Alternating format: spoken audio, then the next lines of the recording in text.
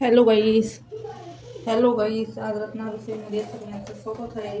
आज गुळांबा कसा बनवायचा असेल पद्धतीने तुम्हाला रत्ना रसोईमध्ये दाखवण्यात येणार आहे. बघा माझ्या गुळांबा नुकतीच तयारी झालेली आहे. आपण आता पहिल्यांदा एक तांब्या पाणी घातलेलं आहे. कुकरमध्ये हा दुसरा तांब्या पाणी घालूया. त्याच्यानंतर आपण एक कैरी आहे, आंबटमध्ये छोटीशी कैरी आहे, त्याच्याने आपण त्याला आता स्वच्छ पाण्याने धुवून घेऊया. बरं, स्वच्छ पाण्याने धुतल्याने आपण लगेच जे कुकरमध्ये टाकलेलं पाणी आहे ते गरम होईल. ते गरम पाणी झाल्याने आपण त्याच्यामध्ये हे सोडूया.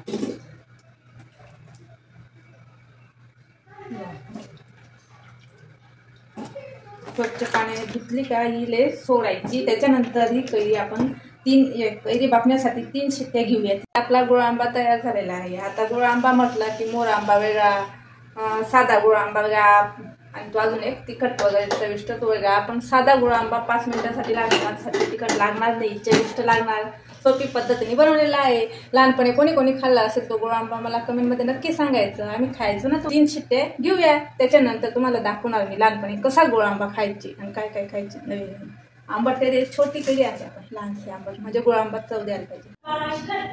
हे बघा, आपण जसा आंब्याचा रस काढतो ना त्या पद्धतीने, जसं आपण आंब्याचा रस काढतो त्या पद्धतीने आपण याचे आपण जसा आंब्याचा रस काढतो ना तसेच चमच्याने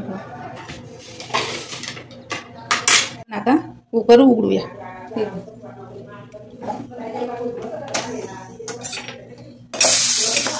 बघा 3 शिट्ट्या झाल्या.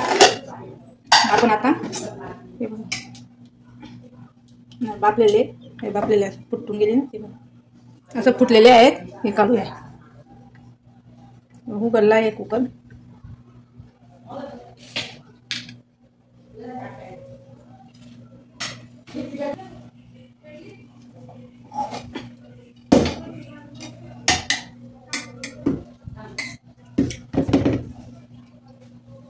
ही बघा बाफलेली कैरी काढूया.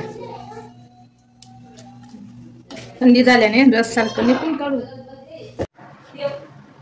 चला मग आपण आता करूया. आपण कढई घेतलेली आहे, कढई ठेवूया छोटीशी.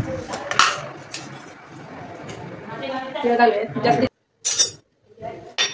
हा बघा आपला गुळ आंबा तयार झालेला आहे. झटपट बनवून आला गुळ आंबा.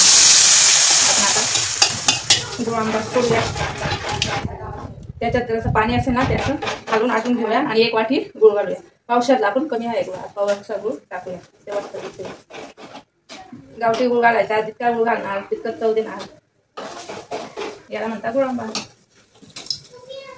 आणि खाण्याच्या वेळेस छोटेसे मोठे चमच्याने छोटीशी डिशमध्ये ह्याच्या वाटीमध्ये घेऊ शकता आणि खाऊ शकता. खूप छान लागतो हा गुळ आंबा. लहानपणी कोणी कोणी खाल्ला असेल ते कमेंटमध्ये नक्की सांगायला विसरू नका. त्याच्यात काही घालून नाही, चवीनुसार जसं मीठ घालूया. असं जरा खाल्ली